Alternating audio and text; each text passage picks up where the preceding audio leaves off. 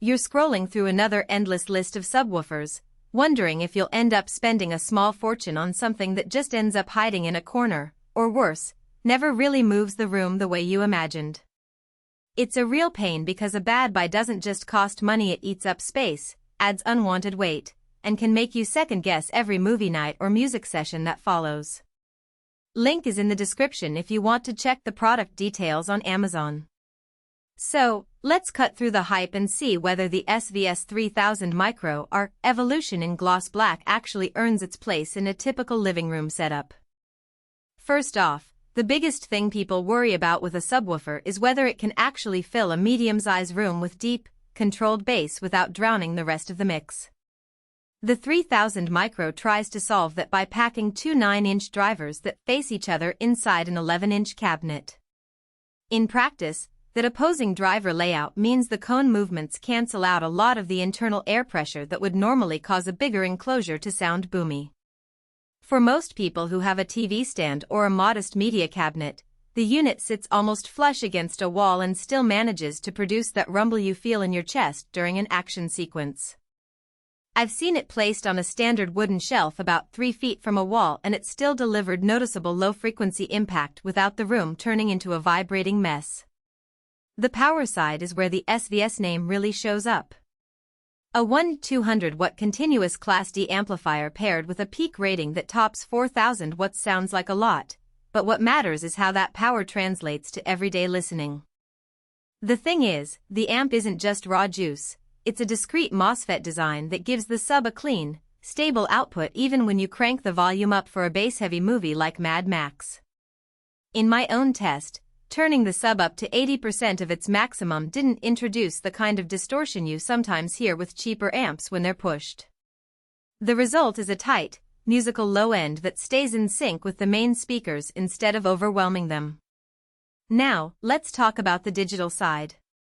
SVS uses a 295 MHz analog device's DSP chip to manage the crossover, phase, and room correction. This isn't just a marketing buzzword. The DSP actually lets you fine-tune how the sub interacts with the room's acoustics. If you have a carpeted floor, you can push the phase a little to align the sub's output with your front speakers, reducing that hollow feeling you sometimes get when the bass seems to come from a different spot than the rest of the soundstage. The built-in room calibration presets are straightforward. You pick the size of your room, the placement, wall, corner, or freestanding, and the software does the heavy lifting. For a buyer who isn't comfortable tweaking filters manually, that kind of guided setup is a real time saver. So, who should actually consider buying the 3000 Micro?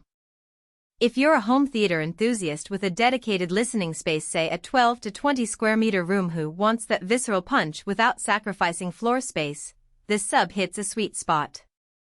It's also a solid choice for music lovers who appreciate a tight, controlled low end that doesn't bleed into the mids.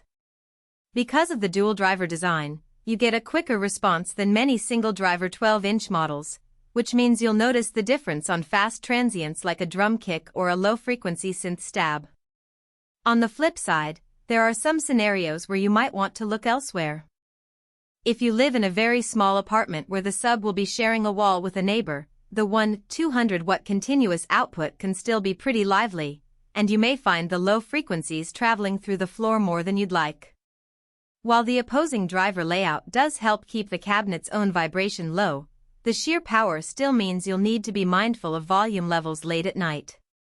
Also, if you're a budget-first buyer who's okay with a basic sub that only needs to handle casual TV watching, the 3000 Micro's high-end amplification and DSP might feel like overkill.